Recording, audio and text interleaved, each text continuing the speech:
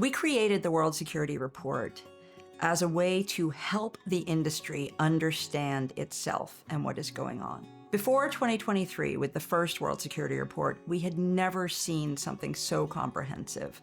This is definitely the first of its kind, and this refreshed version allows us to keep track, and we can start to see trends over time. The security industry has changed so much in the past 2 years. It was definitely time to get a new set of data. The 2025 World Security Report, we anonymously interviewed over 2,300 chief security officer level security professionals and around 200 institutional investors across 31 countries, representing organizations with about $25 trillion under controlled assets. This was an amazing look at a very wide swath of the security industry. Some of the key findings that we had from the 2025 report: financial instability, and that can be everything from civil instability, economic, wars, things like that. That's a really critical concern for a lot of chief security officers. Another key finding was a significant uptick in the concern around executive protection. We saw that across a number of different industries.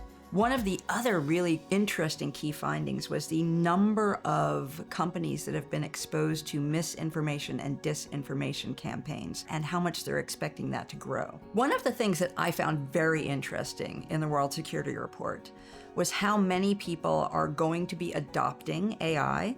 But one of the other big findings was that they have no interest really in replacing human beings with these AI programs. So what we're seeing is that chief security officers want their teams to be able to use this technology, but they are not interested in the technology replacing them. One of the findings that I find fascinating is that organizations that have a third-party security provider for over 80% of their security actually experience fewer incidents and feel more confident in their ability to handle a security incident. It's just that relationship.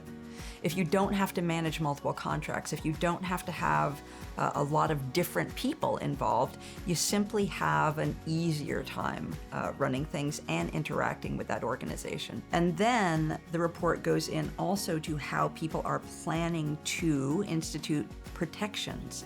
It talks about the kinds of things they're going to invest in to mitigate risk. And that is going to be another critical factor for chief security officers, because everybody wants to know what other people are doing, because the industry is changing so quickly. Having that information, seeing what other people are interested in, is going to be very impactful for people as they're planning their programs.